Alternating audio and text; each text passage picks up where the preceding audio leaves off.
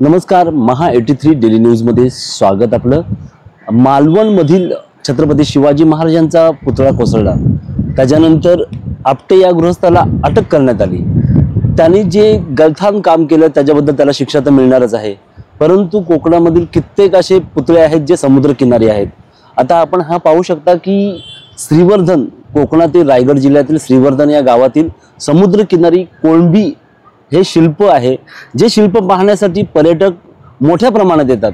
म्हणजे अशा प्रकारचे शिल्प 2-3 शिल्प या रस्त्यावरती लावलेले आहेत। परंतु 2024 जानेवारी 2024 मध्ये हे शिल्प उभारण्यात आलं।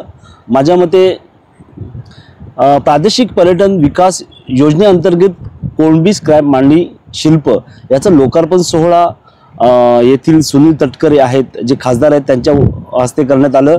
त्यावेळी अदिती तटकरे उपस्थित होते, विशेष उपस्थिती होती अनिकेत भाई तटकरे हेही उपस्थित होते।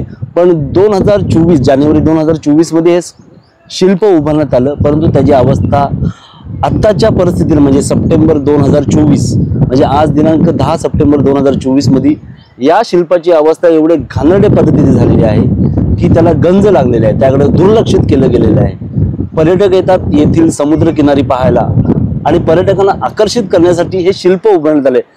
किती खर्च आला त्याची काही मांडणी आपल्याकडे नाही आहे, परंतु सुंदर शिल्प होतं, हे होतं सुंदर, आता त्याला गंज लागलेले आहे। माझ्या मते येथील प्रशासनाने याकडे लक्ष द्यावे व हे शिल्प जे आहे ते दुरुस्त करावे। धन्यवाद।